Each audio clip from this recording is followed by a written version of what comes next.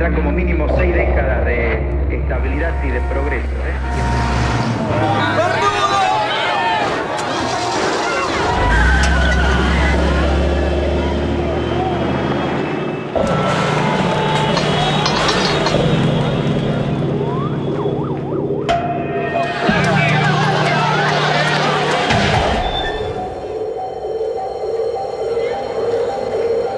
Informarles que ante eso he decretado el estado de sitio en todo el territorio nacional. He informado al honorable Congreso. Nuestro país vive horas difíciles que muestran la culminación de un largo proceso de deterioro.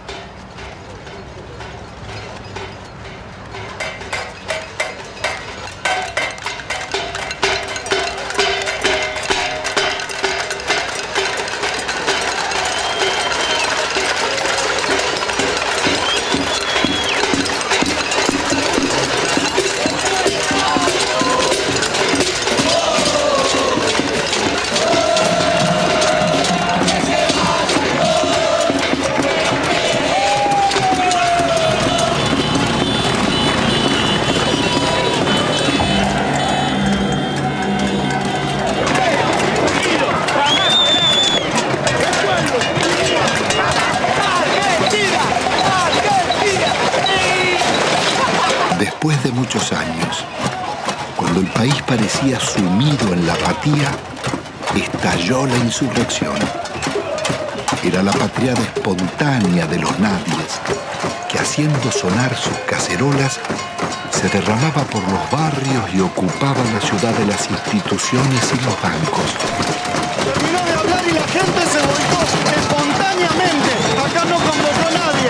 Yo tengo 50 años, hace un mes y medio que no trabajo y laburé todos los días de mi vida, todos los días. Porque no quiero el estado de sitio, porque no quiero ser una súplica del Fondo Monetario Internacional. Es un modelo que no va más, se tiene que ir de la rúa y con él todos los delincuentes que lo apoyan.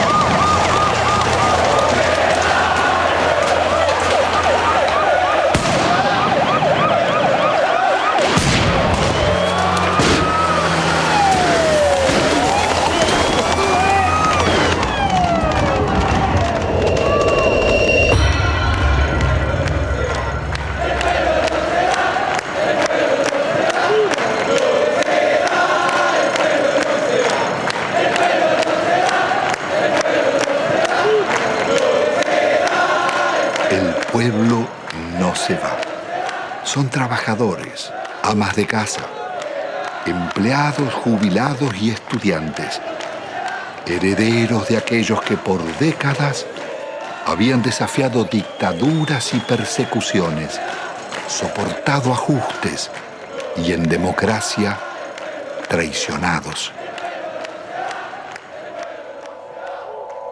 ¿Qué había pasado en la Argentina? ¿Cómo era posible que en una tierra tan rica se sufriera tanta hambre? El país había sido devastado por un nuevo tipo de agresión, ejecutada en paz y democracia. Una violencia cotidiana y silenciosa dejaba más víctimas sociales,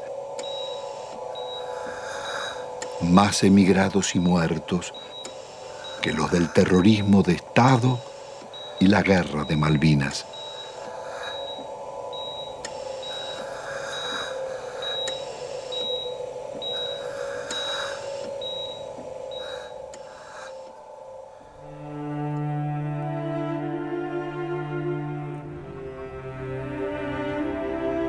En casi 2 siglos de vida independiente, la deuda externa argentina ha sido una de las causas del empobrecimiento y la corrupción y uno de sus escandalosos conflictos. Desde el primer empréstito firmado por Rivadavia en 1824 con la banca inglesa Baring Brothers, la deuda serviría para fortalecer a sus socios argentinos, controlar finanzas y transferir recursos a las metrópolis. Desde entonces, la deuda externa estuvo ligada a los negocios y complicidades de casi todos los gobiernos, desde Mitre y Quintana a Menem y de la Rúa.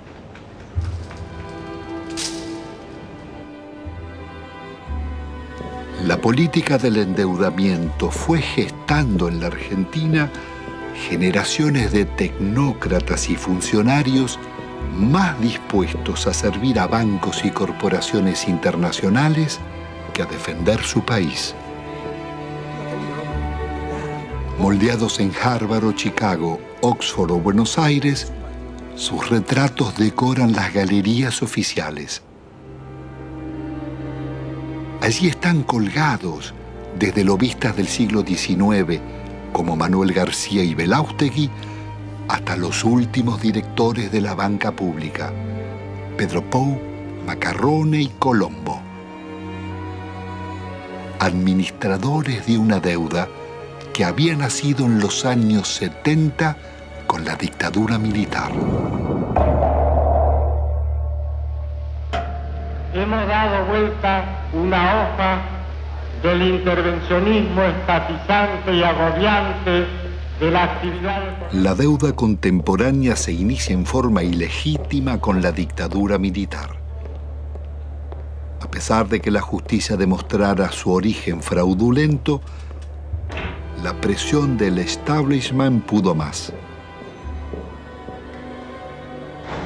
Desde entonces, serviría para condicionar gobiernos y enajenar el patrimonio público.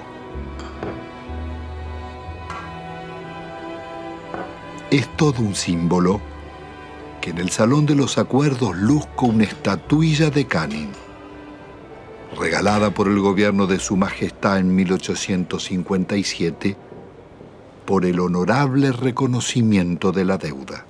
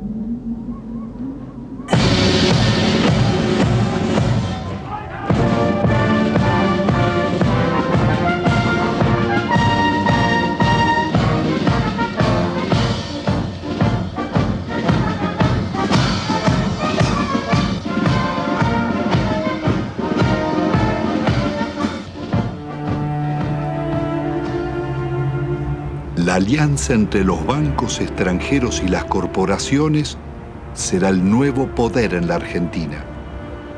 Después de 7 años de plan neoliberal, el gobierno de la dictadura deja un país hipotecado con una deuda externa de 45.000 millones de dólares.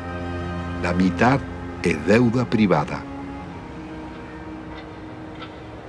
Son 23.000 millones que dicen deber bancos extranjeros radicados en el país, como el Citibank, el First Boston, el Chase Manhattan, Bank of America, el Banco de Italia, Londres, Español, el francés y el Deutsche, y también el Banco Río, el Quilmes, Galicia y otros. Multinacionales como ESSO, Fiat, IBM, Ford, Mercedes-Benz, Swift, Pirelli, los grupos empresarios locales de Pérez Compán, Bulguerón y Bridas, Macri, Techin, Fortabat, Pescarmona, Gruneisin, Soldati, Cogasco, Celulosa y otras. Una descomunal deuda privada que un alto funcionario de la dictadura le pasaba al Estado, Domingo Cavallo. Doctor Domingo Felipe Cavallo. Convertido en superministro de Economía de los gobiernos de Menem y de la Rúa, sería responsable del permanente crecimiento de la deuda y de los mayores despojos que sufriera el pueblo argentino.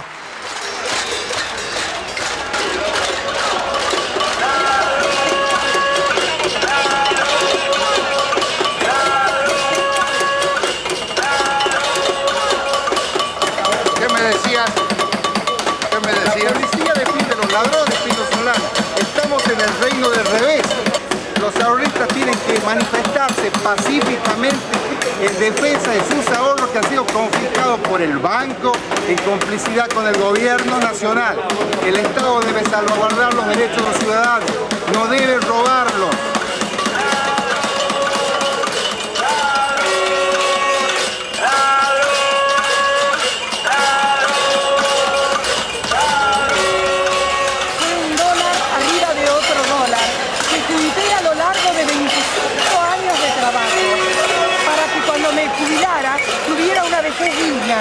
Cosa que el gobierno no me da. ¿Por qué no nos tratan los bancos como tratan a sus ahorristas en el exterior? Y yo los puse en bancos privados, porque desconfiaba de los bancos nuestros, porque ya me agarraron en el 89. Pero evidentemente soy una estúpida. Entonces, ¿qué necesitan? ¿Una bomba? Yo no soy de poner bombas, pero al menos me desahogo con la cacerola. Esta cacerola le hizo puré a mis hijos para que cada vez que la vea sepa que si me roban porque ellos son unos sinvergüenzas, pero yo luché por mis derechos. Yo soy el decano de los canitistas de Avellaneda. 65 años vendiendo diario y todos mis ahorros están en el Citibank. ¿Por qué no me lo devuelven? El gerente me dijo que me lo iban a devolver. Mentira, mentira y mentira. Y todos mis ahorros del sacrificio de mi vida los tengo ahí. Hay una deuda externa en la que los bancos le deben a la Argentina. Es una deuda inversa, en cierto modo, porque las casas matrices tienen que hacerse cargo de los depósitos bancarios. Eso está en la jurisprudencia argentina desde 1971, en el famoso caso Swift-Deltec, en donde se resolvió que la casa matriz era responsable por las deudas de sus filiales. Y es una estafa que el Estado tenga que hacerse cargo de las deudas del sector privado. ¿Y el caso de nuestra deuda externa? La deuda está plagada de ilegitimidades. Primeramente hay una ilegitimidad de fondo. Es ilegítimo pagarle a los bancos cuando hay 18 millones de pobres y 9 millones de indigentes. Hay una prioridad humana en esto. Segundo, hay usura. La usura está aprobada tanto que si se hubiera aplicado una tasa de interés normal, la deuda externa se hubiera terminado de pagar en 1988. ¿Pero cómo fue la estafa? Hubo préstamos de las casas matrices a las filiales, que eran movimientos intracompañía, que esos préstamos eran considerados deuda externa, cuando en realidad eran movimientos dentro de la misma empresa. se compraban dólares. Esos dólares se los depositaba en una cuenta en Estados Unidos. Con la garantía de esa cuenta daban otro préstamo que entraba al país, se compraban dólares y así se lucraba indefinidamente con la tasa de interés. Es lo que se llamó en aquella época la bicicleta financiera, con la que se hicieron fortunas. Y precisamente los grandes beneficiarios fueron los grupos económicos que son los mismos de siempre. Al finalizar el gobierno de Alfonsín, la deuda externa se aproxima a 54.000 millones de dólares. Menem dejará en manos de la banca acreedora determinar cuánto se les debe. El Congreso jamás trataría la deuda, ignorando la Constitución y la denuncia de Alejandro Olmos. 10 años después, llegará a 130.000 millones. No confundamos a la gente con un mal concepto de la palabra deuda, porque todos queremos endeudarnos, pero después decimos que está mal que el país se endeude. Cuando crece el crédito, porque hay alguna en deuda. Es bueno, la deuda es buena. Todos queremos darle crédito, todos hablamos que hay que darle crédito a la población, que está surgiendo el crédito hipotecario. Es bueno endeudarse, no es malo endeudarse. Y se vuelve absolutamente pertinente una cosa que los norteamericanos inventaron hacia 1898 con la ocupación de Cuba. En ese momento había bancos españoles que le habían prestado a la autoridad colonial cubana. Los norteamericanos dijeron, si el pueblo de Cuba no ha sido beneficiado por estos préstamos, no hay deuda. En 1923, cuando un banco británico, entonces el Royal Bank of Canada, le prestó a un tiranuelo de Costa Rica que se llamaba Tinoco, unas uvas que estos utilizaron para sí mismos. El Royal Bank of Canada pretendió que Costa Rica le pagara y se produjo un pleito y el árbitro resultó ser un expresidente de los Estados Unidos, el presidente William Taft.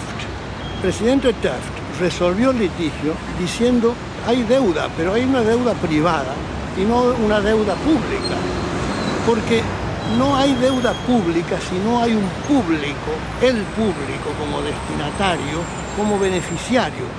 Son actos que de ningún modo han beneficiado al público, más bien todo lo contrario.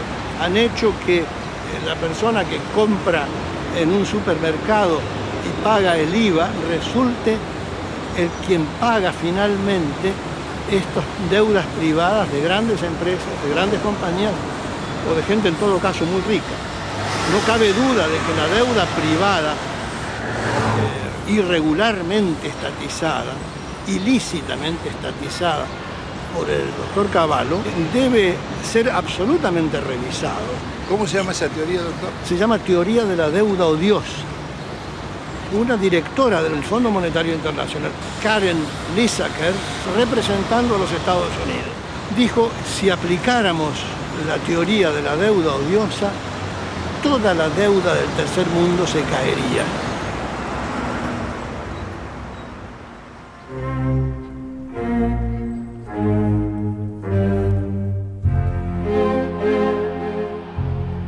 La democracia retorna de la mano del radical Raúl Alfonsín con un discurso socialdemócrata. Promete defender los derechos humanos, dar batalla contra la pobreza y demostrar que con la democracia se estudia, se cura y se come. Al balcón del histórico Cabildo de la ciudad de Buenos Aires, el presidente de la República Argentina. La enorme responsabilidad de asegurar la democracia y el respeto por la dignidad del hombre en la tierra argentina.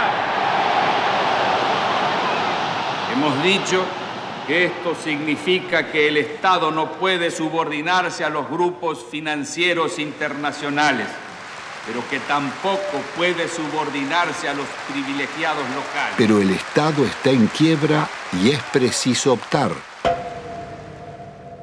El ministro Grispum propone denunciar la deuda externa y privilegiar el crecimiento. Alfonsín lo considera inviable y cede a la presión del poder. Y esto ha de lograrse a través de un ajuste que va a ser duro y que va a demandar esfuerzos de todos. Esto se llama, compatriotas, economía de guerra. Y es bueno que todos vayamos sacando las conclusiones. El drástico ajuste se llama Plan Austral. Una vez más, millonarios recursos públicos pasarán a los bancos y corporaciones. Alfonsín actúa con un doble discurso. Promete investigar la deuda, pero ordena al presidente del Banco Central legitimarla. Promueve el juicio a las juntas militares por los crímenes de la dictadura y 2 años después, las leyes de obediencia debida perdonarán los delitos cometidos bajo órdenes superiores. Es el logro de la insurrección de los oficiales carapintadas. La población sale de sus casas y desafía los tanques.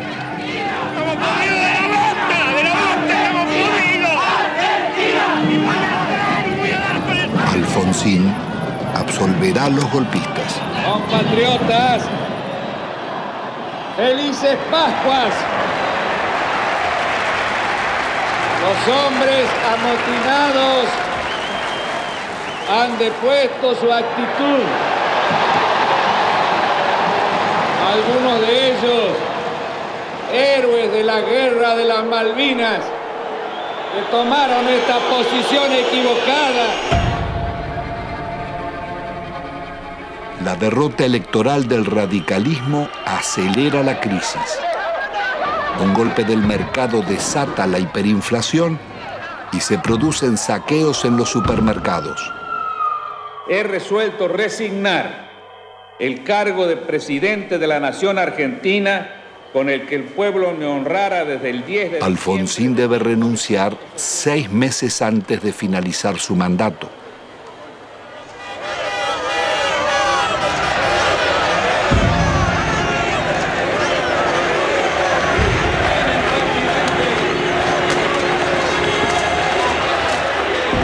El justicialista Carlos Menem llega a la presidencia argentina después de haber gobernado varias veces la provincia de La Rioja, una de las más pobres del país. Su meteórico ascenso coincide con la caída del muro de Berlín y las ideas del consenso de Washington. De lenguaje franco y gesto de predicador, Menem promete revolución productiva y salariazo. Luce las patillas del viejo caudillo Facundo Quiroga, el tigre de los llanos.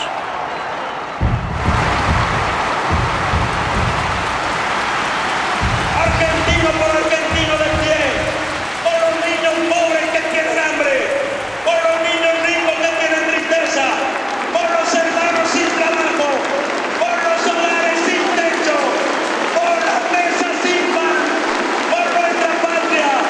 Yo les pido que me sigan, síganme, no los voy a defraudar, no los voy a defraudar, no los voy a defraudar. Ante la mirada de Dios y ante el testimonio de la historia, yo quiero proclamar: Argentina, levántate y anda.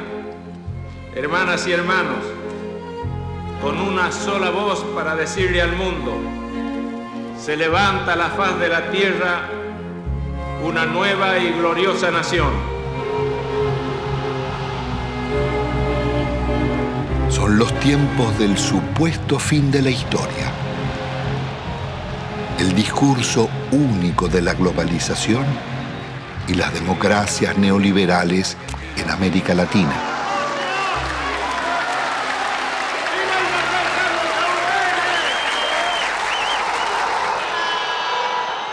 Días después, abandona las patillas y promesas reformistas y traiciona a sus votantes.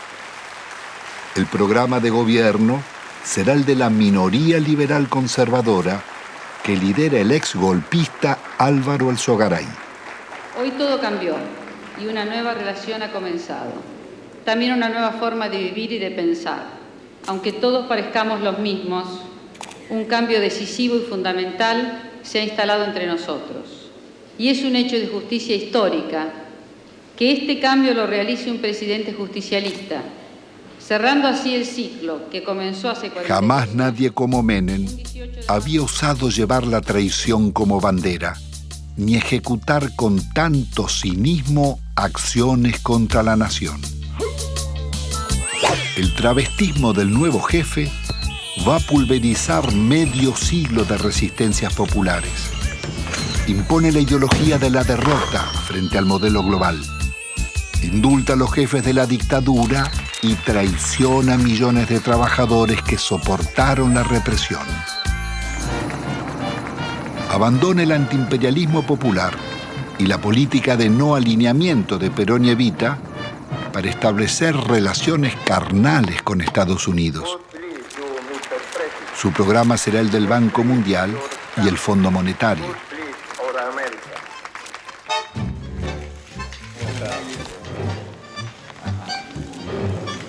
Pero la traición no fue solo la de Menem.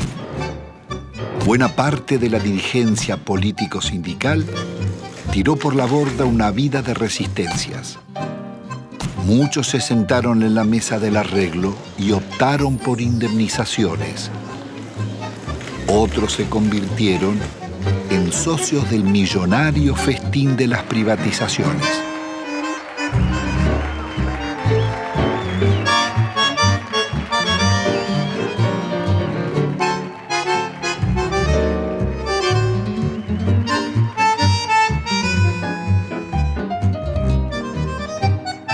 Senador Cafiero, usted que es un dirigente histórico del justicialismo, ¿cómo explica la traición de Menem? Bueno, eso sucede y no sucede raramente, sucede con bastante frecuencia en la vida política de todas las naciones. Hay un librito chiquito francés que se llama El elogio de la traición, donde se demuestra o se dice que es absolutamente intrínseco a la política la traición. Es decir, usted para llegar tiene que mentir, porque si usted dice lo que realmente piensa, la gente no lo va a votar. Y creo que eso se aplicó en la Argentina. Se aplicó siempre, pero con mucha mayor intensidad, admitámoslo, durante los gobiernos de Menem. Él mismo ha dicho que si hubiera dicho lo que él pensaba hacer, no lo hubieran votado. Entonces, dividió, a mi juicio, en una actitud que no guarda mucha correspondencia con la ética política. Pero esta es la realidad que vivimos. Después cambiaron ciertos parámetros internacionales, y bueno, y el modelo se fue agotando. ¿Cómo interpreta usted la existencia de una real mafiocracia? Poder económico, los bancos y la clase política. En eso, Pino,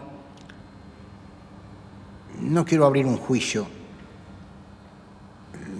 diría yo, absoluto. Mi larga vida humana y política me dice que a veces hay que relativizar un poco las cosas. No todo es blanco y negro, no todo es corrupto y puro. Hasta la misma sociedad argentina en su conjunto no puede atribuirse la pureza y asignarle la corrupción a sus clases dirigentes. En definitiva, las clases dirigentes emanan de la propia sociedad.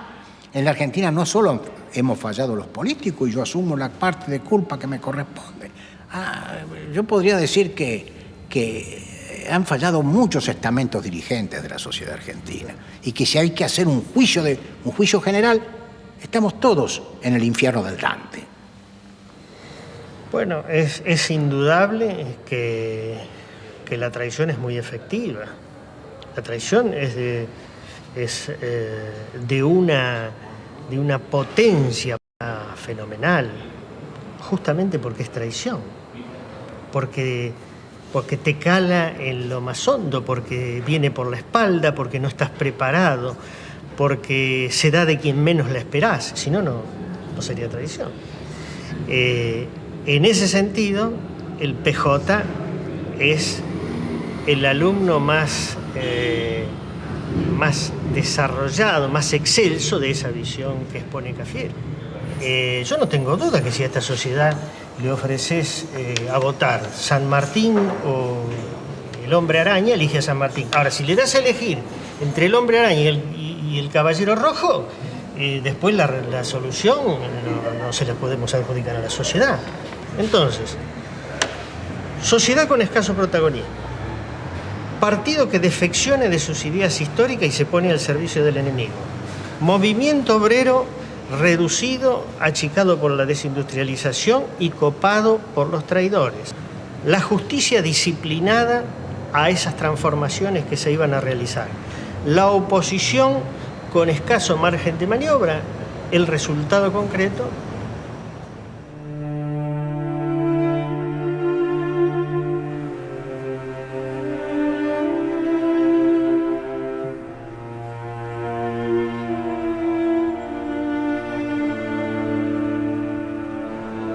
El modelo neoliberal de Menem sería inseparable de la degradación republicana y la corrupción. Su plan político requiere una Corte Suprema de Justicia y tribunales federales adictos, más la delegación de poderes especiales por parte del Parlamento. Al mes de haber asumido, consigue su ley de leyes, la reforma del Estado, que le abre las puertas a las privatizaciones. El Senado de la Nación trata hoy una ley trascendente para el país, que por primera vez va a atacar en forma frontal las deficiencias estructurales que tiene el Estado Nacional en su conjunto y a través también de sus empresas públicas. Nuestro reconocimiento en nombre del presidente de la República Argentina, porque con este proyecto en su ejecución iniciamos la revolución productiva.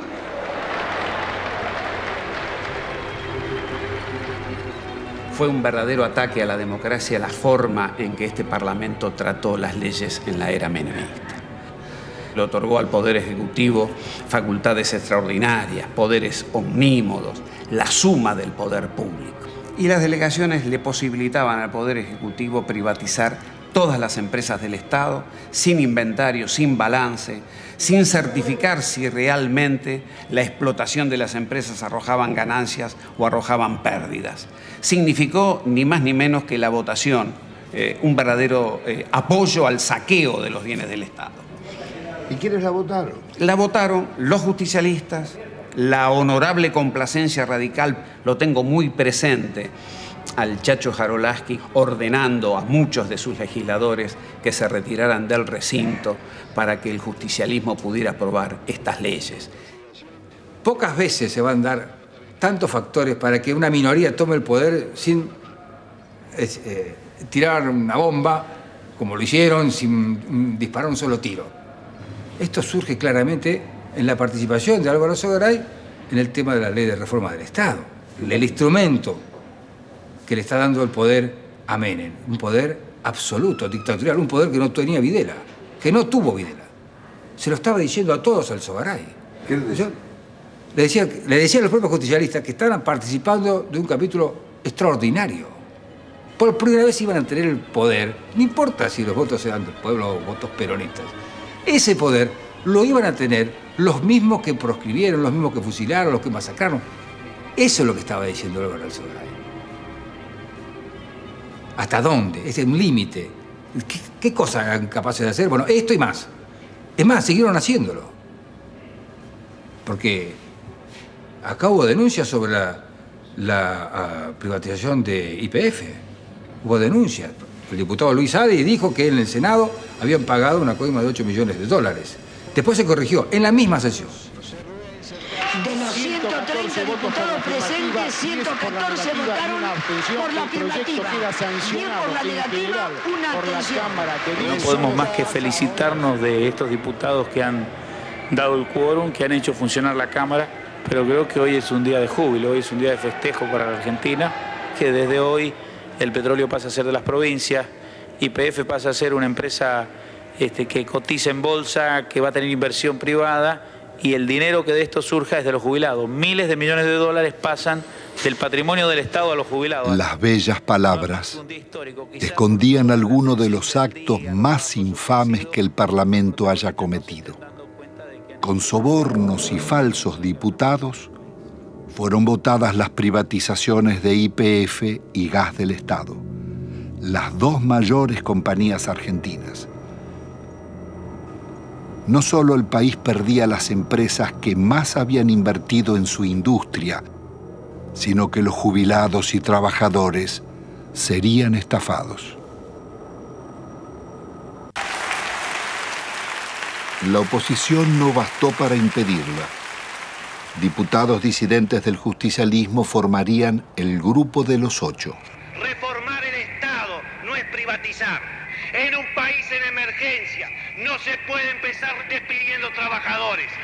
Otras voces opositoras al despojo de la petrolera fueron amenazadas o agredidas. En mayo del 91, por ratificar ante la justicia las denuncias contra Menem y el remate de YPF, fui víctima de un atentado con 6 tiros en las piernas. La corrupción de Menem es una locura, la privatización de YPF. Es un robo fenomenal lo que está. ¿Cómo no va a haber corrupción si surge de los hechos? Surge de las privatizaciones. ¿Cuáles son los estados patrimoniales de los hombres que votaron esto? Me refiero a los que conducían. Hay que verlos. Uno no ha visto acá pagar, abrir portafolios y pagar dólares. Uno no lo ha visto. Sin embargo, no está desmentido. De modo que cuando existen consultoras, cuando hay tanto dinero para ganar más dinero, cuando hay negocios mientras la sociedad está distraída, mientras existían los hombres que pregonaban las conveniencias de que las empresas del Estado pasaran, o nos olvidamos de Neusta. Y tenían alto rating, no solamente los políticos, En este cambio tenemos que incluirnos también los periodistas, los medios de comunicación. ¿Hasta cuándo vamos a aguantar tantas estupideces? Instrumentos extraordinarios como la televisión y la radio en manos de idiotas para generar pueblos idiotas. ¿Hasta cuándo? El Congreso de la década mafiosa, el que votó las leyes más vergonzosas y antinacionales, tuvo que sesionar rodeado de cordones policiales. Fueron tantos los atropellos contra el pueblo que todas las semanas se oyeron sus reclamos. Llegaban jubilados, maestros, empleados estatales, estudiantes, obreros y desocupados de todos los gremios.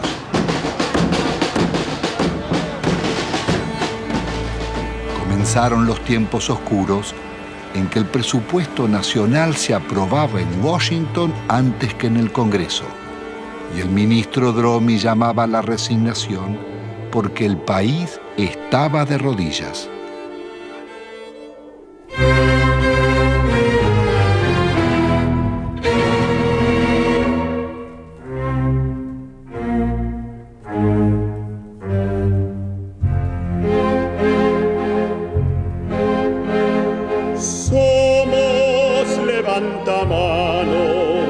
Obsecuentes, comedidos, votamos con ojos cerrados lo que nos manda el partido. Somos levantamanos, legislamos con olvido y al votante traicionamos a pesar de los silbidos.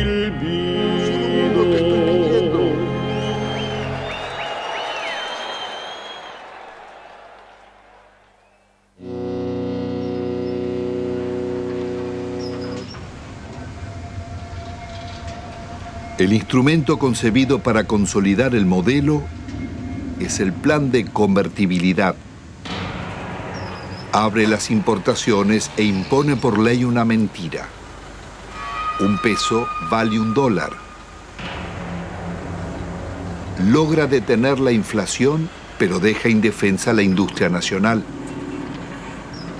De producir el 95% de lo que consumíamos y exportar máquinas, tornos, trenes y electrodomésticos, pasamos a importar telas, carnes, lácteos, frutas o pastas.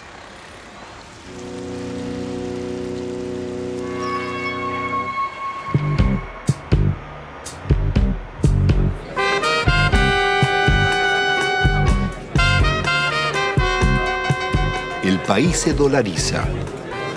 Todo podía pagarse en pesos o en dólares. Pero con inflación cero, las tarjetas de créditos y los bancos cobraban intereses usurarios del 50% anual, cuando en Estados Unidos y Europa eran del 7%. La fiesta del dólar a un peso impidió competir a comerciantes y empresarios llevándolos a la quiebra. Desaparecerían miles de industrias y talleres, textil, metalúrgica, autopartista, manufacturas domésticas y muchas otras.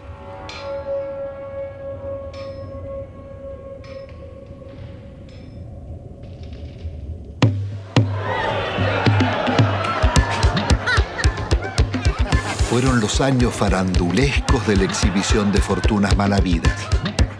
Tenemos que tratar de no robar por lo menos 2 años. Es lícito la coima, es lícito apropiarse de lo ajeno. Si alguien tiene que meter la mano en la lata, la ponga despacito y chiquitito, que no se vea. La vida se privatiza y se amuralla. Nace el país de los custodios y los countries, el de los ricos y famosos. ¿Usted es peronista? Siempre fui. El pizza con champán.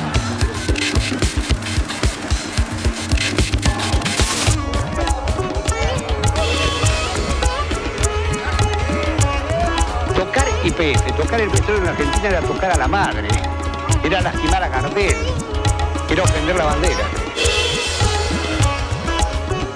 El petróleo bajo la tierra no le sirve a nadie, a ninguno.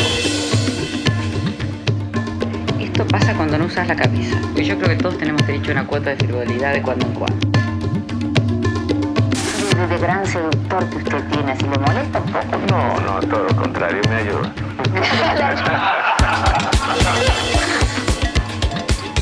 Perdón, mi amor, porque realmente hace calor acá, ¿eh? Qué guapo que es. Cómo mejoran la estética los políticos, ¿eh?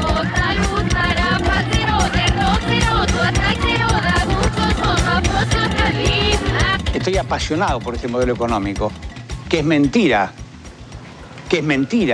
que produzca más pobre, que lo fabrique. Hace muchos años que vivimos acá y siempre esperamos promesas de los políticos, que más o menos los que todos conocemos acá, los encargados de la zona, nunca, pero nunca hicieron nada por nosotros. Acá nosotros, los vecinos que han tomado la iniciativa de cortar la ruta, por lo menos los encargados tomen conciencia de la realidad que nosotros vivimos. Los chicos no pueden ir al colegio. Cuando hay un enfermo al fondo, no puede salir porque no puede entrar a la ambulancia, no puede andar un coche. Nosotros queremos vivir dignamente, como merecemos. Somos gente pobre, somos gente humilde. Nosotros no queremos comprar ilusiones. Que nos vengan a nosotros con un asadito, con una ropita, con una botita para los chicos. Y nosotros queríamos que ese rollo se entube. Había todo el dinero, todo lo necesario, pero el dinero que hicieron se lo llevaron ellos. Nos robaron.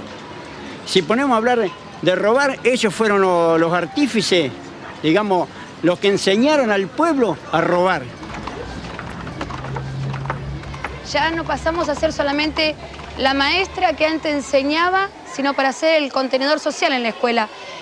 La mamá que te viene a pedir si tenés un par de zapatillas que te sobre de tus nenes, de enfrentar a la misma comunidad cuando tenemos el problema de la inundación. Somos centro de evacuación, pero albergamos a nuestros propios alumnos porque la tormenta le voló las chapas, porque no tienen dónde dormir. El chico está pendiente de lo que está pasando en la casa o pendiente de que terminan de repartir la leche y es el primero ir a la cocina para llevarse los sándwiches que quedan. No lográs captar un minuto su atención porque está pensando en otra cosa. Y a veces se te desmayan. O sea, se te desmayan y le preguntás, bueno, ¿qué comiste anoche? O ¿qué tomaste esta mañana? Y una sopita, te dicen, un té. Y se te desmayan, es muy frecuente. Nosotros ya estamos acostumbrados. Pero te da bronca, te da bronca. El plan de convertibilidad integraba un proyecto de dominación funcional al pago de una deuda externa que era incobrable.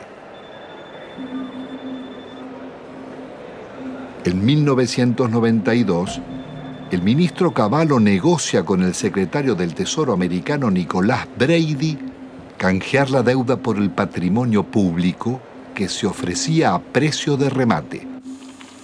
Las empresas estatales podían comprarse con bonos del Estado que cotizaban al 15% de su valor nominal, pero se los reconocían al 100%.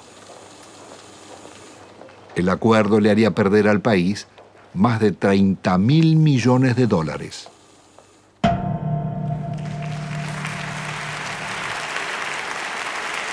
El gobierno de la Nación Argentina cumplimenta esta noche 7 cabalísticas privatizaciones, 7 sectores estratégicos del quehacer nacional. Encaramos las privatizaciones de la televisión, de los teléfonos, de instalar el sistema del peaje, de instalar la concesión vial o la concesión ferroviaria, también de privatizar las radios y de incorporar, por supuesto, la privatización de la empresa estatal de la aeronavegación. Nosotros hemos ideado un decálogo que dentro de unos días se conocerá, que es el decálogo menemista de la reforma del Estado. El mandamiento 1 son palabras de Menem, él no lo conoce aún. El mandamiento 1 está extraído de sus muchos discursos, dice así: nada de lo que deba ser estatal permanecerá en manos del Estado.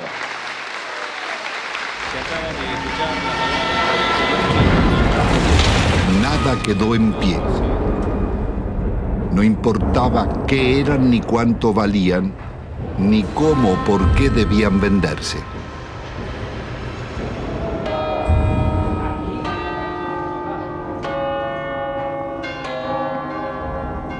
Más allá de los siglos y los métodos, las concesiones de bienes del Estado serían continuidad de las viejas explotaciones coloniales. Antes fue el oro y la plata de Potosí. Hoy las ganancias del petróleo, el agua o las comunicaciones. Las compañías extranjeras hicieron en nuestro país lo que no les hubieran permitido hacer en los suyos. En términos de incumplimiento de las obras de inversión, se les perdonaba. Si no lo hacían o si no se aumentaban las tarifas, como se hizo en la Panamericana, para que el usuario le financie la inversión. No se les exigió capital propio. A mayor riesgo, mayor ganancia. En la Argentina, a nulo riesgo empresario, ganancias descomunales. Duplicó o triplicó en dólares la tarifa. Apenas 26, o sea, el 13% de ese total, se llevaron casi el 60% de estas utilidades. Telecom en la Argentina, una utilidad media en todo el periodo del 15%, Telefónica del 16%. Las 10 operadoras internacionales más importantes del mundo, entre las cuales están Telefónica y Telecom, rentabilidad promedio 5,4. Estas mismas empresas que acá son tan rentables son públicas en sus países de origen. Las empresas argentinas se vendieron sin deudas. El Estado se hizo cargo de 150.000 despidos exigidos por los concesionarios. Las principales inversiones vinieron de España y Francia. Entel se vendió por la quinta parte de su valor a Telefónica y Telecom. La endeudaron por 6.000 millones de dólares. Aerolíneas Argentinas daba beneficios y tenía 37 aviones. Fueron hipotecados por Iberia para comprarla. Aerolíneas terminó vaciada. La empresa de agua fue tomada por un consorcio europeo liderado por las compañías Suez y Vivendi. La endeudaron en 8 veces su capital. Obtuvieron rentas excepcionales y no realizaron las obras convenidas. 800.000 personas quedaron sin agua potable y 1 millón sin cloacas.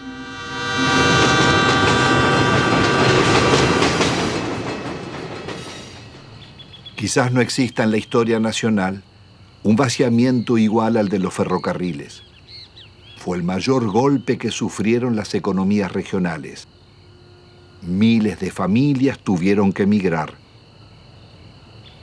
Había 36.000 kilómetros de vías, solo quedan 8.000.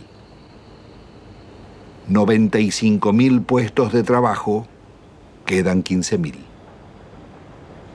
Después de una década, el Estado paga más subsidios que antes y debe al Banco Mundial $700 millones prestados para pagar despidos, más otros 700 millones de intereses por haber suprimido 80.000 puestos de trabajo.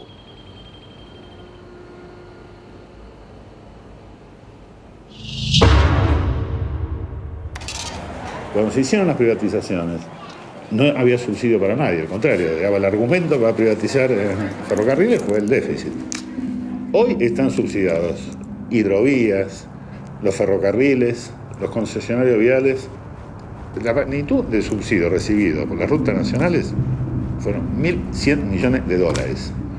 Y dejaron de pagar 980 millones de dólares de canon. O sea, se robaron 2.000 millones de dólares. Deben pagar un canon por el uso económico de un bien público nuestro como sociedad. Ninguno pagó el canon. ¿Quién no pagó? Ninguno. Ni los concesionarios viales, ni el Correo, ni Unequian. Sistemáticamente la seguridad jurídica en Argentina fue unilateral. Es para las empresas. Pues, siempre que renegociaron en contra de los usuarios y consumidores. ¿Cuál es la razón para que siga funcionando semejante impunidad? La política. Y los negocios políticos y los acuerdos políticos. Las privatizaciones se hicieron a la medida de las corporaciones. La patria contratista financió todas las campañas electorales, todos los gobiernos, todos los golpes de Estado y realizaron todas las obras públicas.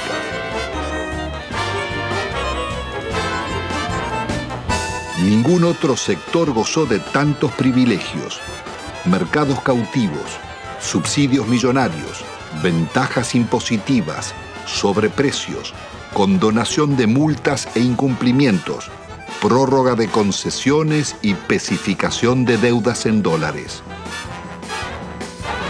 Fueron expertos para no cumplir los contratos con el Estado, defraudarlo, litigar contra él.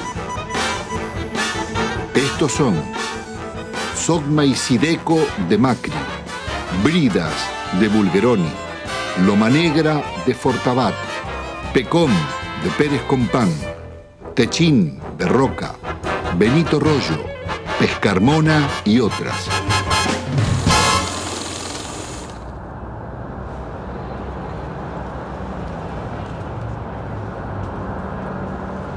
La desocupación estalló como una epidemia contagiando la sociedad entera.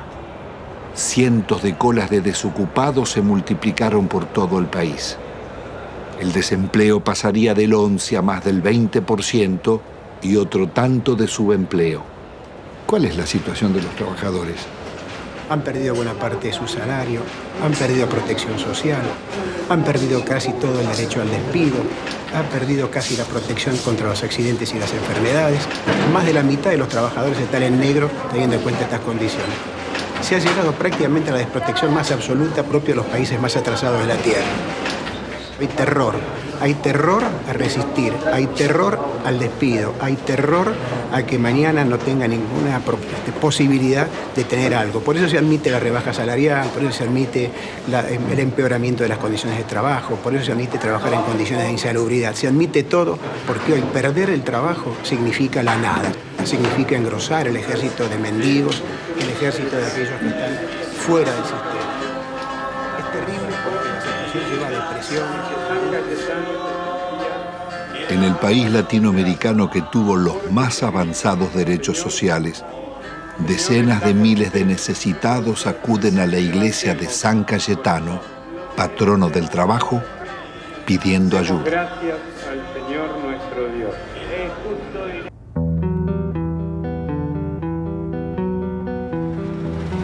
Argentina es un caso único en el mundo y en América Latina. No se conoce un país que haya entregado su gas y su petróleo sin haber perdido una guerra. Hay que pensar que fue una verdadera traición al país de una clase dirigente. México, Brasil y Venezuela no privatizaron en absoluto su petróleo. Félix, ¿por qué fue una salvajada la venta de YPF? Fue una salvajada por el papel que tenía YPF dentro del país y en el concierto de las petroleras del mundo. Uno tiene que recordar que cuando Mosconi constituyó la primera empresa estatal del mundo, YPF, se tomó el concepto de que el petróleo es un bien estratégico y la venta de los combustibles un servicio público de interés nacional. Cuando subía el precio internacional, YPF mantenía bajos precios en función de sus costos y no del precio internacional. Yacimientos Petrolíferos Fiscales fue creada en 1923 bajo la dirección del general Mosconi. En 1907 se había descubierto crudo en la Patagonia. A pesar de sus detractores, la industria petrolera pudo desarrollarse sin depender del capital externo, siendo un modelo para América Latina. Fue tan exitosa su expansión que recaudaba tanto como la provincia de Buenos Aires y detectó reservas por $200.000 millones.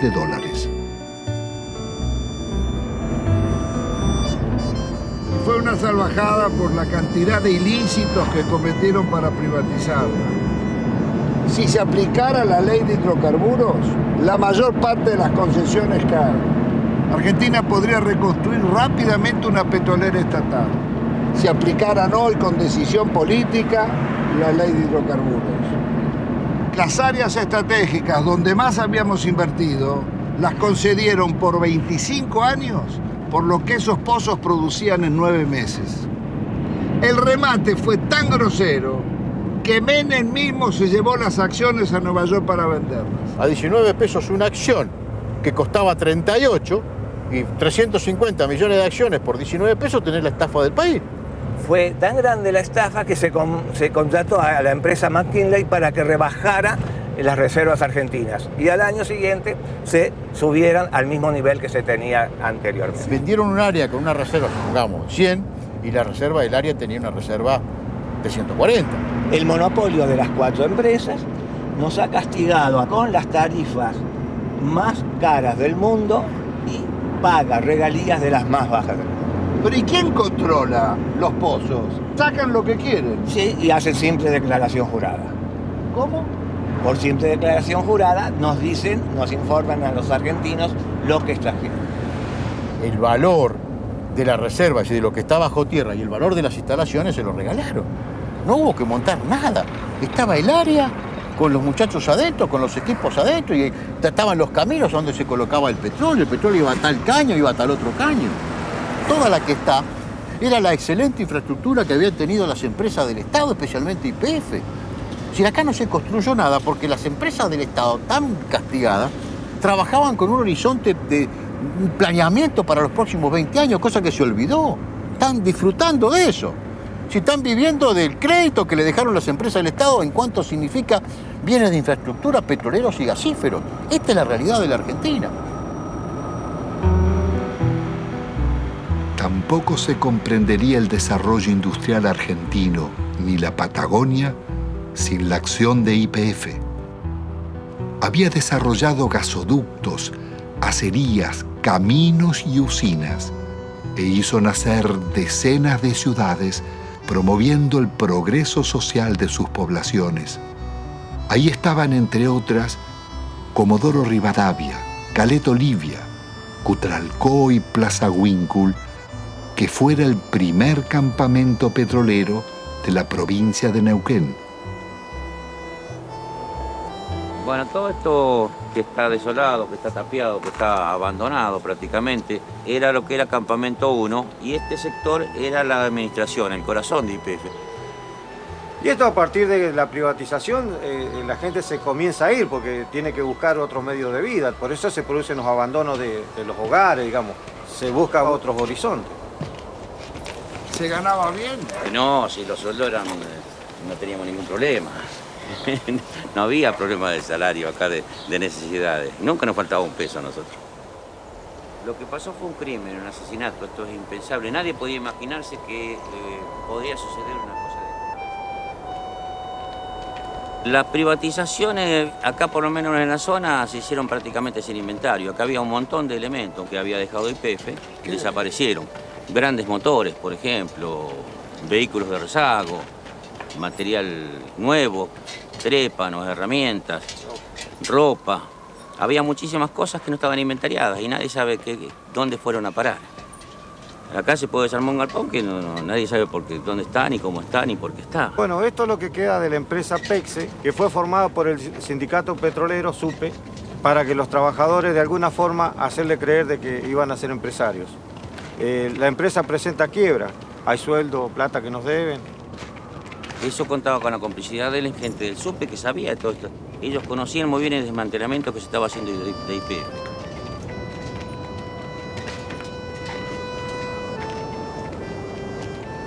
Si la gente agarraba 40, 50 mil dólares y aunque lo echaran de la empresa y le hacían por ahí hacer un curso de repostero, de computadora, de cualquier cosa, durante un año donde le estaban pagando. Entonces la gente por ahí aceptó la privatización y aceptó el despido, sin pelear. Porque claro, tenía la plata en el bolsillo. Lo que pasa es que esa plata después se la fue gastando. Se compraron vehículos, se ampliaron casas, se pusieron kioscos, negocios. Muchos desocupados. Muchísimos desocupados. Nosotros podemos hablar de 5.000, 7.000 desocupados o más. No hay censo. No hay censo serio que nos diga hay tantos desocupados. Pero sabemos que son miles los desocupados. Sabemos que somos miles los que estamos subocupados y que vivimos a medias. Pero los desocupados no solo fueron los de YPF. A ellos se sumaron otros miles de las industrias y comercios que cerraban. Años después, en el invierno del 96, Utralcó protagonizaría una pueblada. Nos estamos cagando de hambre nosotros. Le damos el gas, le damos el petróleo, le damos la electricidad y nos pagan así. Agotados sus reclamos por trabajo, miles de desocupados se instalaron en la carretera nacional durante días y noches, soportando 10 grados bajo cero y resistiendo las cargas de la gendarmería.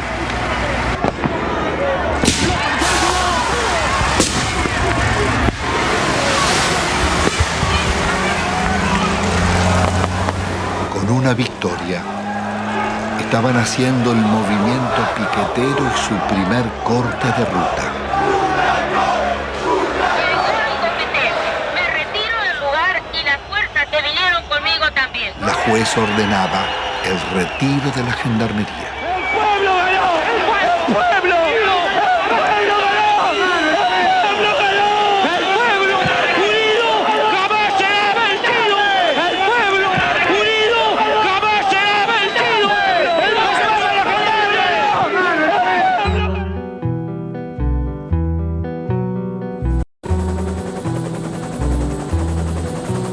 La del Estado era un orgullo de todos los argentinos y era una de las 2 o 3 empresas que en el mundo eran tomadas como modelo.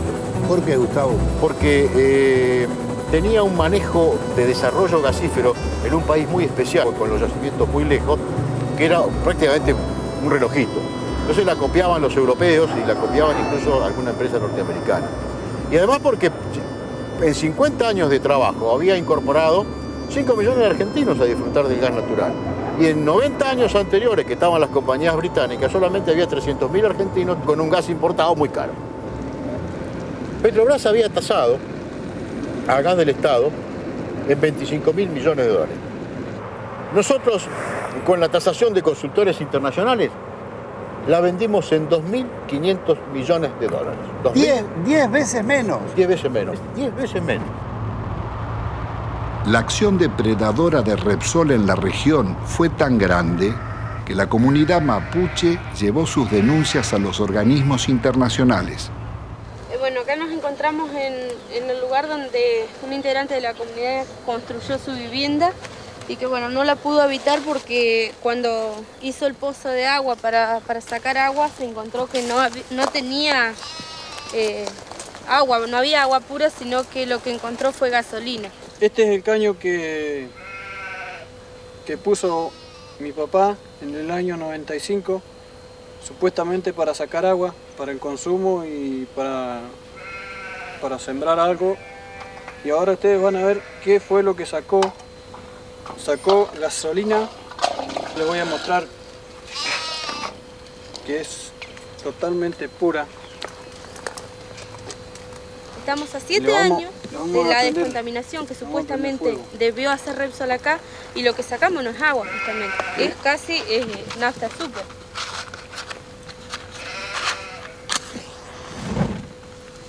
Ahí está. Esto no solamente acaba en 55 hectáreas, sino está toda la napa contaminada del agua. De acá hacia abajo, donde da el curso de la napa, el agua se va hacia abajo.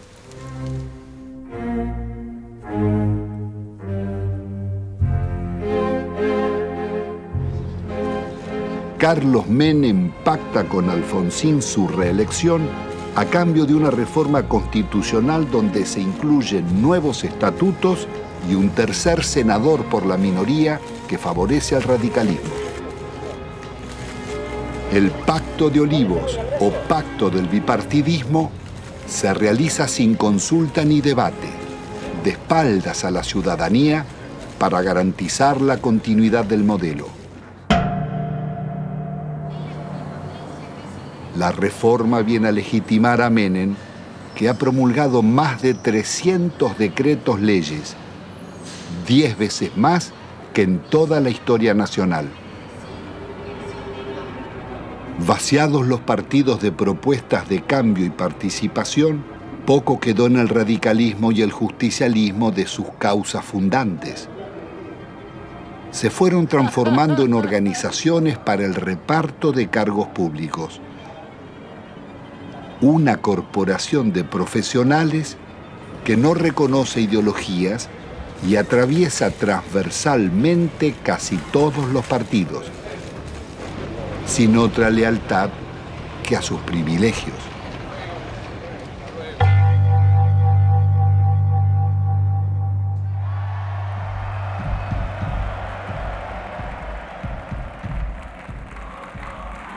De la otrora poderosa Confederación General del Trabajo, solo queda el eco de antiguas multitudes. Su asociación fervorosa con Menem terminaría vaciando los gremios de trabajadores.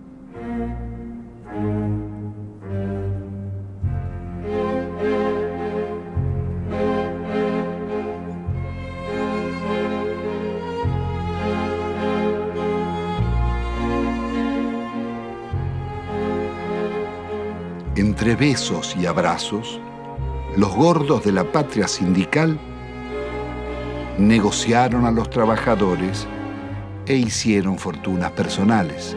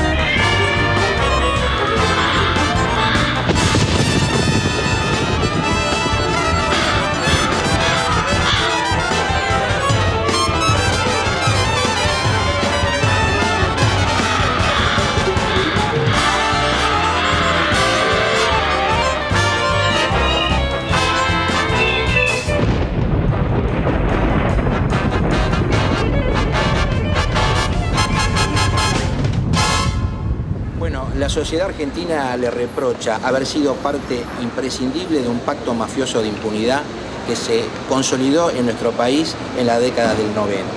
Se le reprocha haber admitido, haber legitimado el remate de las empresas públicas al mejor postor y de una forma realmente a precio vil.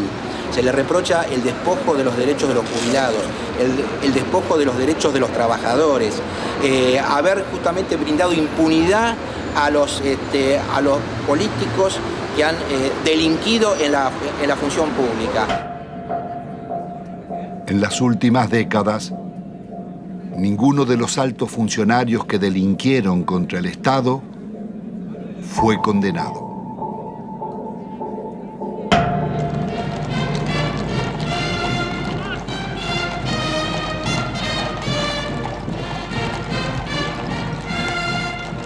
Al amparo de una justicia dicta, la asociación espuria entre la corporación político-sindical y el poder económico-financiero consolidará la mafiocracia. Desempeñar con lealtad y patriotismo el cargo de Señores, menuda tarea es la de conducir la marcha de un país, sobre todo en los tiempos difíciles y complejos del mundo actual, cuando términos como patria, bien común, moralidad, respeto al otro y amistad social se encuentran en baja o desmonetizados.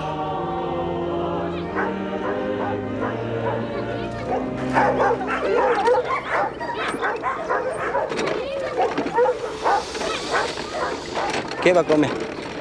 Tengo 7 chicos, no tengo trabajo, no tengo no tengo ni mercadería, nada, no tengo colchón, no tengo colcha. En la indigencia total estamos aquí. No se puede estar acá.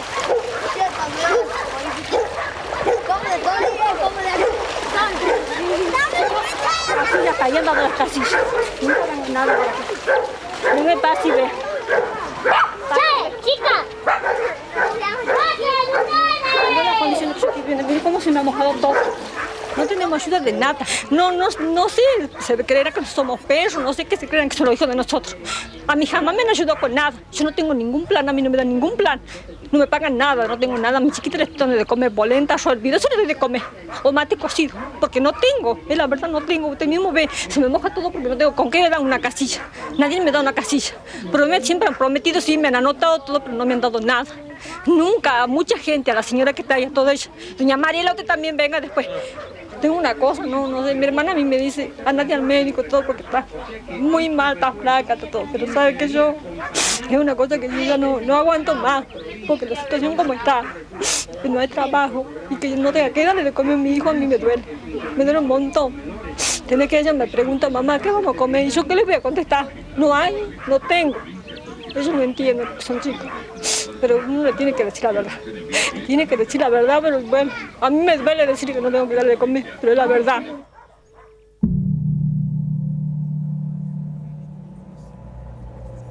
La mafiocracia une empresarios con políticos y magistrados, traficantes con funcionarios, sindicalistas y comunicadores. Fueron tan hondas las complicidades como hipócrita su accionar.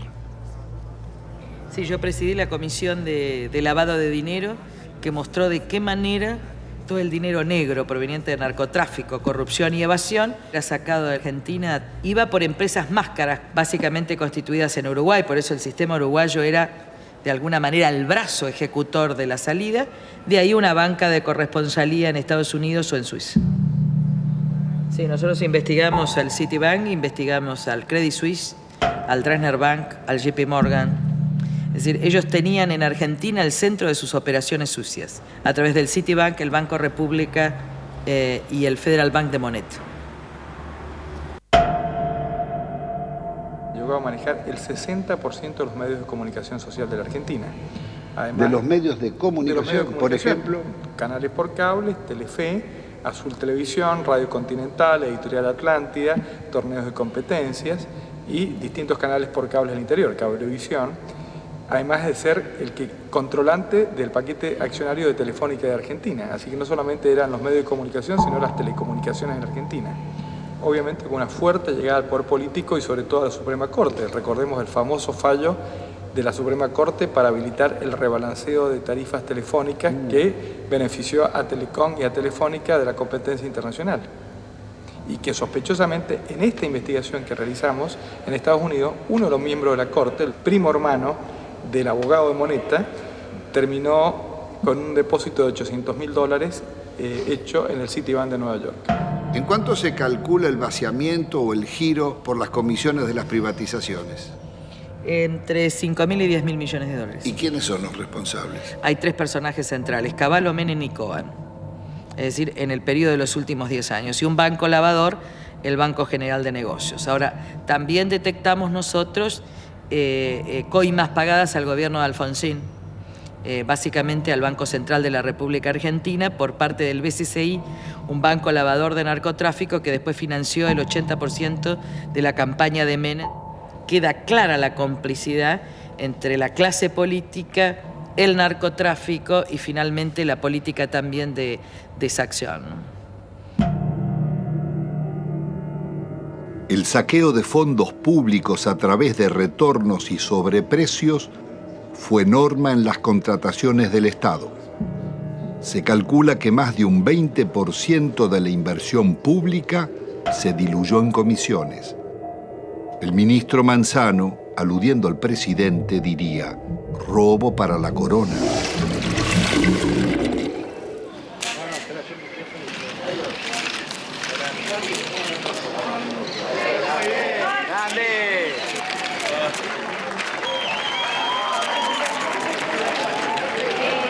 Presidente, ahí, presidente.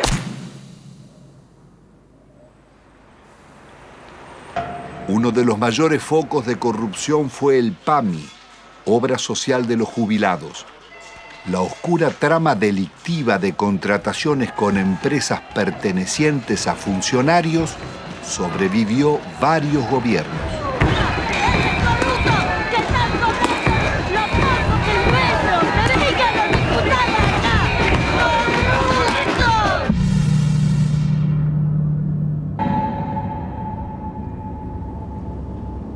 Yacyretá es una de las más grandes represas de llanura del mundo, con un dique de contención del río Paraná de 67 kilómetros de largo.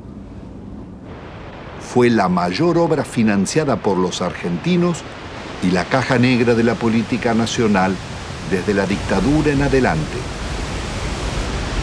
¿Cuál fue el mecanismo de la corrupción en Yacyretá? Bueno, fue sobrevaluar siempre los valores de las obras, alargar los plazos de obra, llevar la obra hacia adelante como hoy estamos sin poder terminarla y generando costos, porque estamos hablando de 13.000 millones, pero todavía no sabemos cuándo la vamos a terminar. 5 veces más costaba. 5 veces. Le doy un ejemplo concreto. La reprogramación 85, evaluada en 30 millones de dólares, que fue informada durante varios años al Banco Mundial y al Banco Interamericano de Desarrollo. Ese valor terminó firmándose en el año 89 en 180 millones de dólares. Muchos lo firmaron, algunos no la firmamos y así quedamos fuera del trabajo de Yacyretá en la consulta. ¿Entre esos usted? Entre ellos. ¿Y quién estaba era un frente a la señor Carretoni. Fue el que manejó toda la campaña de Alfonsín en su momento y de Angelos en el otro. Convencional constituyente también convencional en el 94. Constituyente en el 94. El señor Carretoni, que era el dueño de la consultora líder del Grupo Argentino. Suegro del director general de la constructora. ¿De quién? Repítemelo. El señor Carretoni, suegro del ingeniero Rizzo.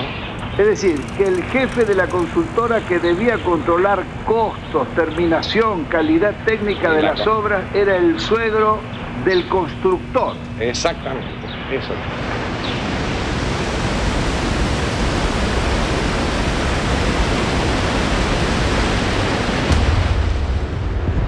La Argentina enviaba armas rumbo a Ecuador en guerra con Perú, en momentos en que la Argentina era garante de la paz entre Ecuador y Perú. Violábamos también con armas hacia Croacia y hacia Bosnia, violábamos la disposición de Naciones Unidas para esta maniobra, fabricaciones militares, conducción del ejército argentino, fábrica militar de Río Tercero, por donde pasaron la mayor cantidad de armas que venían desde el norte argentino con zona liberada.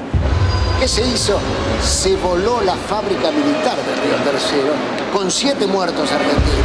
Después de marzo del 95, era menester hacer desaparecer todos los rastros, entre ellos los documentos, los inventarios y todas las huellas que podían demostrar de que aquello no fue una casualidad, sino fue una clara intencionalidad al servicio del encubrimiento. ¿Quiénes componían esa banda para la asociación ilícita? Califican como jefe de la asociación ilícita a un expresidente de la República, Carlos Saúl Menem. La lista no es aquí terminante, ¿no? Hay muchos más, pero hay también algunas circunstancias como estas. Los suicidios, muertes accidentales. Se cae un helicóptero enfrente al hipódromo argentino en el campo de polo, donde muere uno de los hombres claves. Se suicida con mano invertida el capitán Estrada, hombre que ha formado parte de las bandas del terror en los tiempos horrorosos en la República Argentina. En este cuadro, lo que hoy falta investigar es dónde está la plata que se robaron.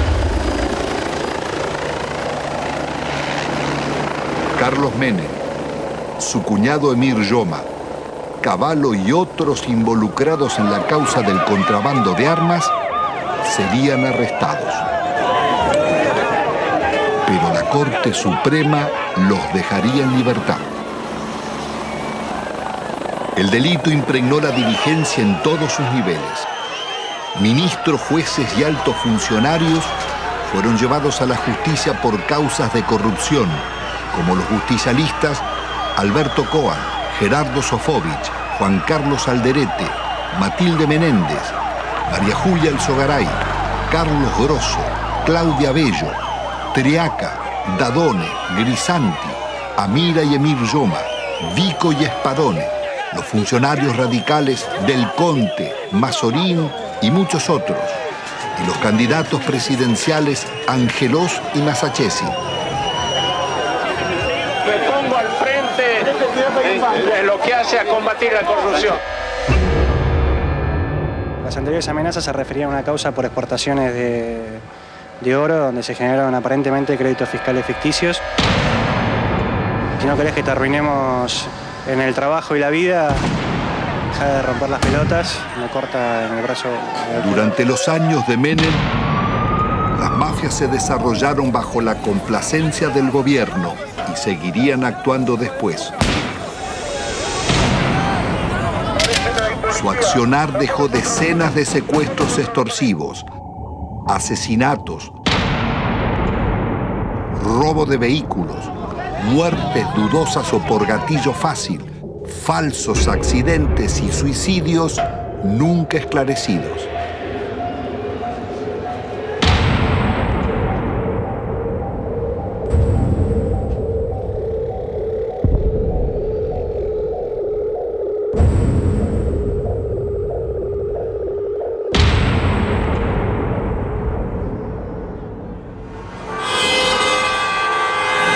En la Argentina de los grupos mafiosos, la campaña mediática de la Alianza promete trabajo y lucha contra la corrupción, respetando el modelo económico y la deuda externa. Integrada por el Partido Radical y el Frente de Centroizquierda Frepaso, propone investigar a funcionarios, pero sin tocar la macrocorrupción de las privatizaciones ni el despojo financiero del país. Fernando de la Rúa y Carlos Álvarez derrotan al candidato justicialista Eduardo Duhalde. El nuevo gobierno continuará con las políticas recesivas del Fondo Monetario. ¡De la Rúa! ¡Arriba de la Rúa! Una vez más, el mandato de la ciudadanía será traicionado. Rebaja de salarios públicos y aumento de impuestos.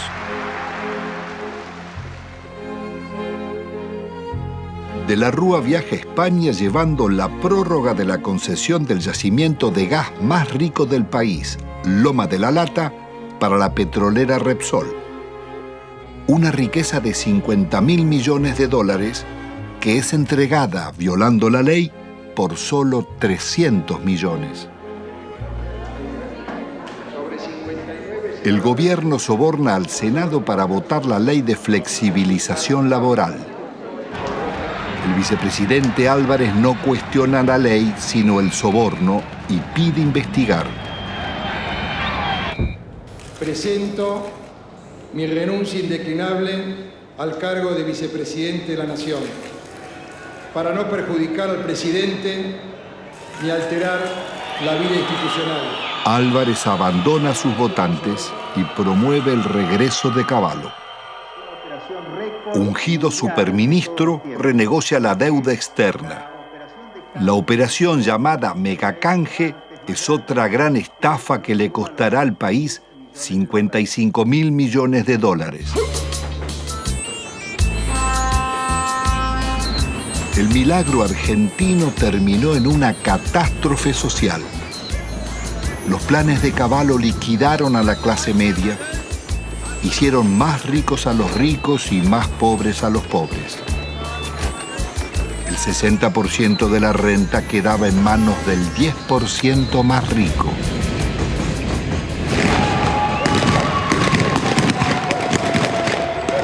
Está padeciendo la gente tiene hambre, somos guerrilleros, mira la hambre que tenemos. De la Rúa opta por la represión. 2 jóvenes desocupados son asesinados en Corrientes al desalojar un puente. Otros 3 piqueteros baleados en Salta y Jujuy. Jamás un presidente constitucional había dejado tantos muertos en tan poco tiempo.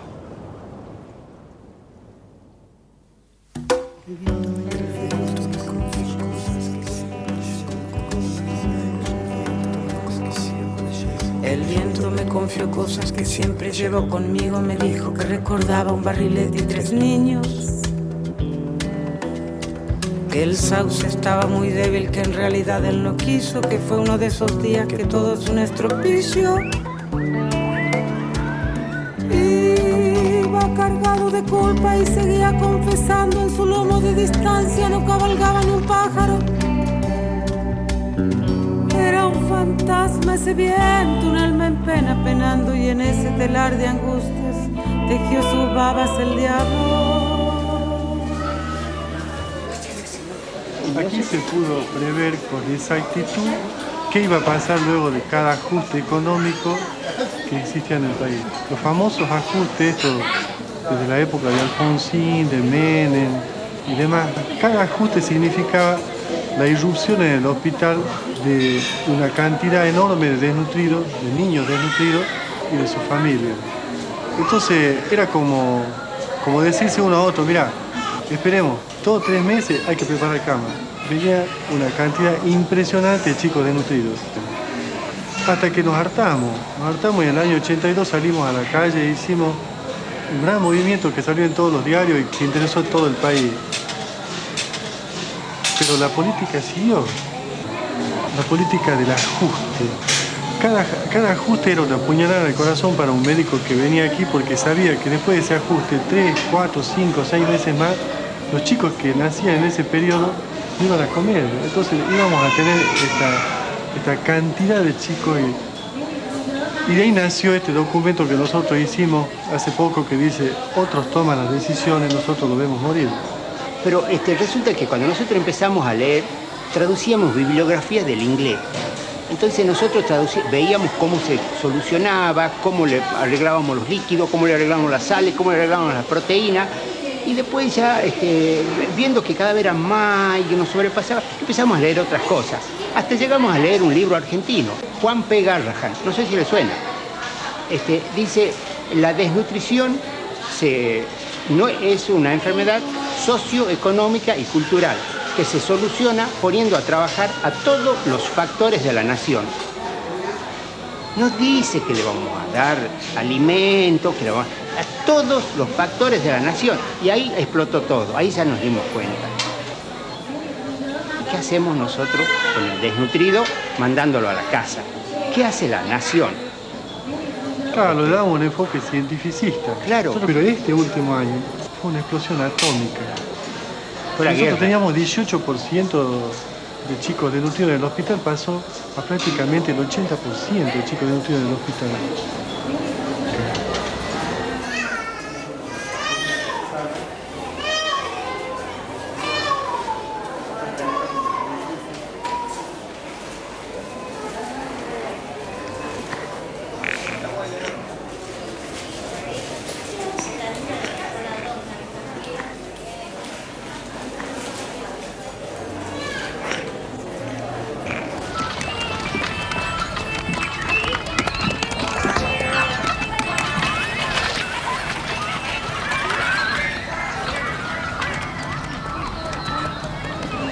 ustedes ven un basural, los niños sin padre, una chica de 14, 15 años embarazada, ningún padre, un montón de los hijos de nadie, donde comen un día sí, un día no. Y yo le digo a esa chica que tiene 14, 15 años, mira, dale a tu nene para que la diarrea, pollito, polenta, lechecita, agua limpita. Y bueno, eso es una falta a la ética, eso es una crueldad inconcebible. ¿Cómo le voy a decir si ella está comiendo de la basura? Los chicos viven de la basura. Estos son sobrevivientes de la tercera generación de desnutridos o de la segunda generación, los que están dando a luz estos chicos. Porque cuando se produce el fenómeno mueren muchos chicos.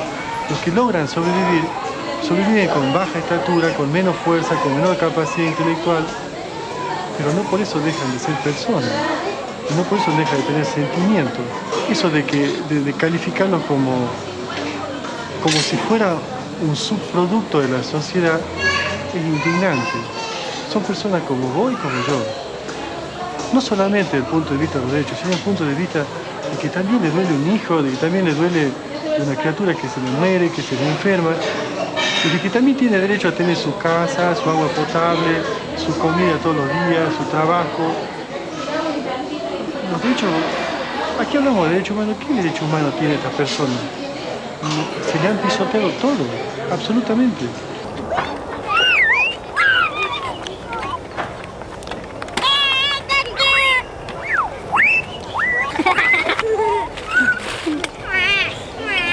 La idea que yo percibo es de que algún sector de la sociedad se está queriendo deshacer de estas personas. Molestan a ese sector de la sociedad. ¿Y cuál es ese sector de la sociedad? Está identificado, el que se llevó todo. 90% de indigentes, 10% que lo tienen todo. No sé qué modelo, esto no es un modelo, esto es una cosa que yo tengo 54 años y es siempre lo mismo. La historia es ajustemos. El que vino no sabía ajustar y sigamos ajustando. Y se cagan todo. Y los chicos se los va corriendo como de la mesa y caen abajo y no comen nada. Lo que no se quiere ver del país, que es la gente que nace, vive y muere sin documentos, sin estar registrada, la otra Argentina, la oculta, con los que están incluidos y los excluidos. Porque con los excluidos ya no nos interesa ni rescatarlo, que no se reproduzcan, ponerle DIU, esterilizarlo, sacarlo de circulación. Todavía nadie se animó a decir no mostrarlo.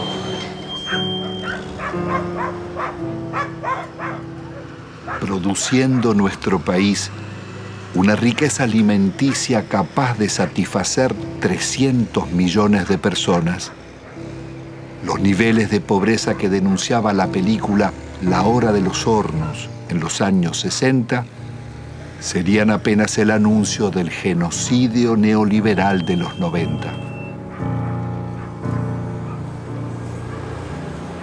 De enfermedades curables o desnutrición, mueren cada día en Argentina 55 niños, 35 jóvenes y adultos, 10 mayores.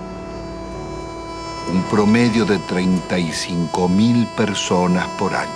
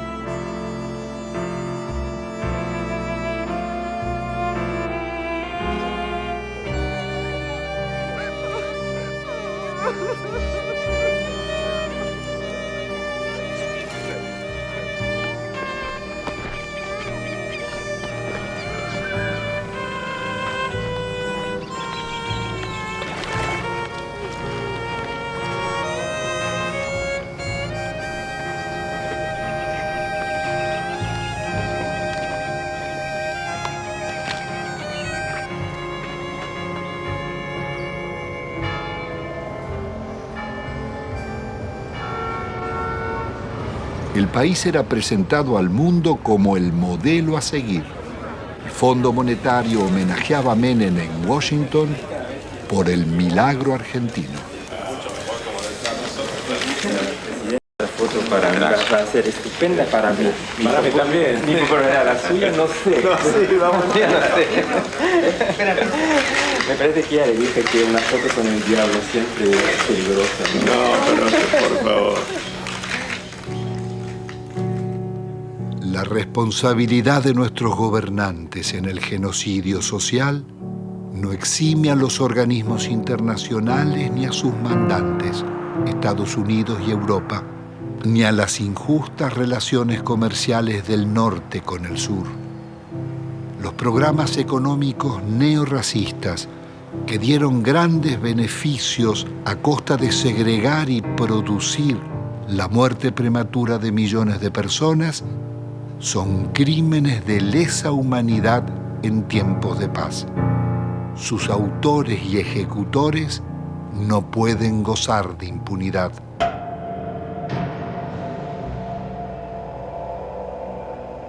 Después de un cuarto de siglo, el balance económico es devastador. La deuda estatal y privada pasó de 7.800 a cerca de 170.000 millones de dólares, pero se ha pagado en concepto de servicios casi otro tanto y 150.000 millones se han fugado al exterior. Argentina ha perdido otros 150.000 millones por los subsidios agrícolas en Europa y Estados Unidos. Desde 1999, el crecimiento será cero y el país marcha hacia la devaluación y la cesación de pagos.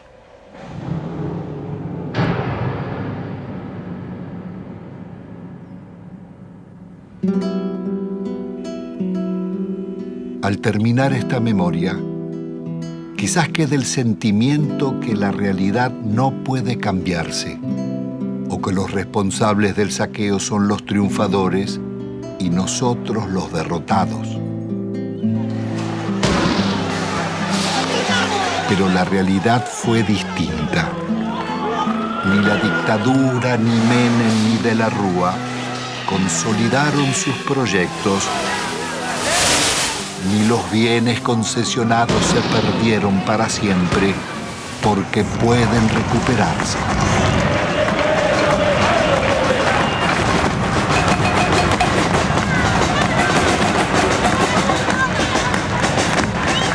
El modelo neoliberal terminó en una hecatombe. Sus responsables no pudieron vender todo lo que deseaban, ni los mayores bancos públicos, ni los grandes astilleros Río Santiago, ni las usinas termonucleares, ni Yacyretá, Salto Grande o EPEC.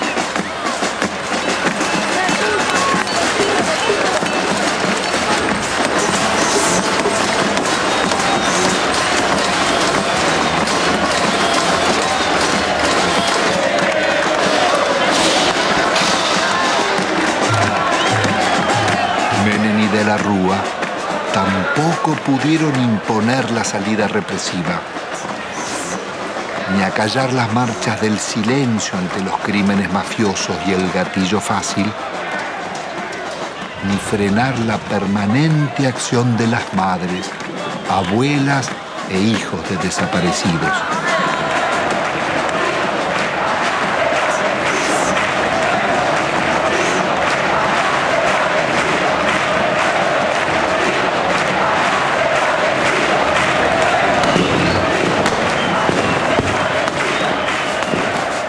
Impidió otra historia, la de miles de luchas y movilizaciones de resistencia del movimiento social desarrollado durante la década.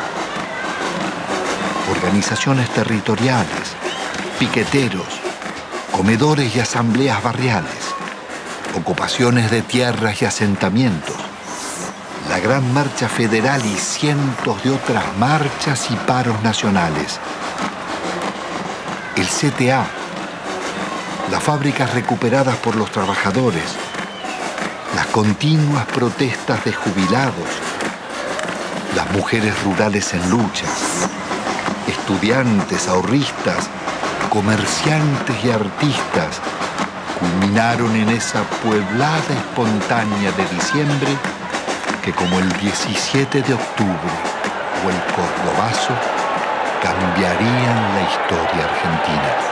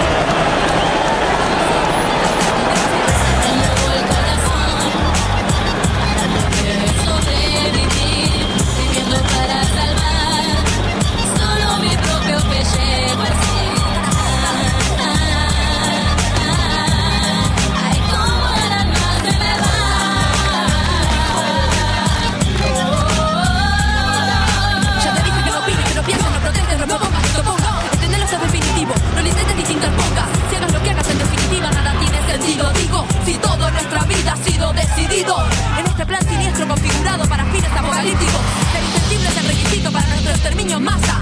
Son tiempos en que los métodos de aniquilación no son los mismos. Ya no nos desaparecen, ahora lo hacemos nosotros mismos, dándonos pequeños espacios de expresión sin respuesta, volviéndonos una protesta que a nadie molesta, como esta, domesticados como leones de circo, neutralizados, paralizados. Pero ¿qué nos pasa? Que no nos despertamos, vamos al carajo. Yo me bajo, en la Argentina no hay trabajo, la dignidad humana va cayendo cada vez más bajo, no hay atajo, y esto ya se derrumba.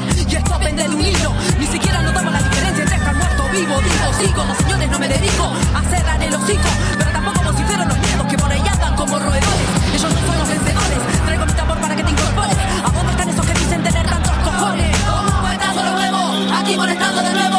Patriotas con patriotas, dando guerra al mundo entero con emblema. Saconeando reacciones reas de todo aquel que tenga duda, a ser parte de esta lucha que con nosotros aquí se renueva.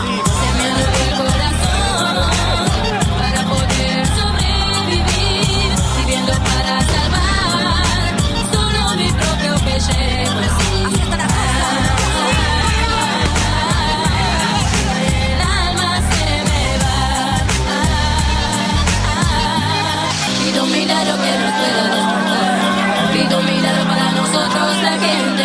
Yo digo que no hay que esperarlo al destino. Un milagro que deje la tierra. Yo creo en lo que hago y lo que digo, por eso sigo el intento, penetrando con mi lírica lo más hondo y profundo de tu pensamiento. Y si penetra por otro orificio, no es mi culpa, lo siento, lo miento. La vaselina no te la puse yo, te la pusiste solito hace tiempo.